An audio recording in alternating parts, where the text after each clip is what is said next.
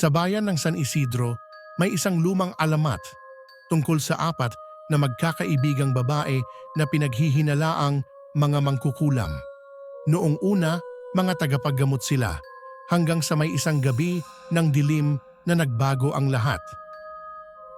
Bago natin simulan ang kwento, kung gusto ninyo na ganitong content mag-like, share, subscribe sa Takip Silim Stories at marami pa tayong nakakatakot na kwento na parating. Maraming salamat po.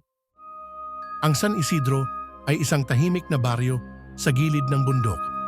Tuwing dapit hapon, mabilis bumabagsak ang dilim. Walang signal, walang kuryente kapag bumabagyo.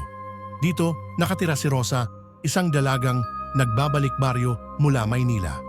Dumating siya upang alagaan ang kanyang lola na si Lola Iska, isa sa apat na kilalang babaylan noon sa baryo. Kasama sina Aling Feli, Aling Marta at Aling Ditas. Pero sabi ng mga tao, huwag kang lalapit sa kanila. Hindi na sila mga manggagamot. Mga mangkukulam na sila ngayon. Isang gabi, habang naglilinis si Rosa ng lumang bahay, nakita niya ang isang kahong-kahoy na may ukit ng mga simbolo. Sa loob, may mga pinatuyong dahon, buhok at maliit na botelyang may dugo. May nakaukit na mga pangalan.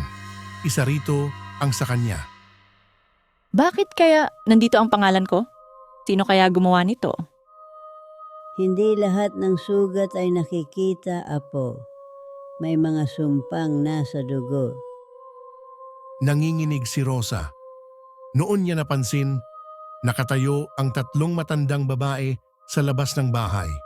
Tahimik, nakangiti, nakatingin sa kanya. Kinabukasan, lumapit si Rosa sa kapitan ng baryo. Kap, napansin ko na may ginagawa silang kakaiba tuwing gabi. Naririnig kong may mga sigaw at dasal mula sa gubat. Hindi mo alam ang pinapasok mo. Minsan, mas mabuting hindi mo nakikita ang katotohanan. Ngunit hindi siya nakinig. Sumama siya sa ilang kabataan ng baryo, sina Nilo, Ben at Ira, para sundan ang mga matatanda sa gabi. Gabi ng kabilugan ng buwan, tahimik ang hangin. Habang papalapit sila, nakita nila ang apat na babae na kapalibot sa isang apoy. Ang bawat isa ay may hawak na palayok na may laman, dugo, buhok at abo. Nagsimula silang umawit sa wikang hindi pamilyar. Ibabalik ang kinuha, isusumpa ang tumanggi. Nakita ni Rosa na inilabas ng lola niya ang kanyang lumang litrato, nilagyan ng itim na langis at sinunog sa apoy. Lola, ano to? Hindi ka dapat bumalik. May utang ang dugo mo sa amin. Biglang sumigaw si Aling Ditas at tumilapon ang apoy sa hangin na parang buhay. Sa gitna ng sigawan, nagdilim ang paligid. Mula sa usok ng apoy, lumabas ang mga anino, mga nilalang na anyo ng hayop at tao. Ang mga mata nila ay kulay ginto. Isa-isa nilang hinatak ang mga kabataang kasama ni Rosa. Tulungan mo kami, Aling Rosa. Ayaw pa namin mamatay. Tigilan ninyo na sila. Lola, tama na. Ngunit nang lapitan niya ang kanyang lola, napansin niyang umiiyak ito habang may dumadaloy na itim na luha.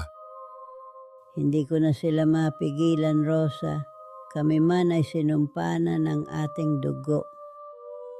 Bumalik si Rosa sa bahay at doon niya natagpuan ang isang lumang tala, ang kasaysayan ng apat na babae.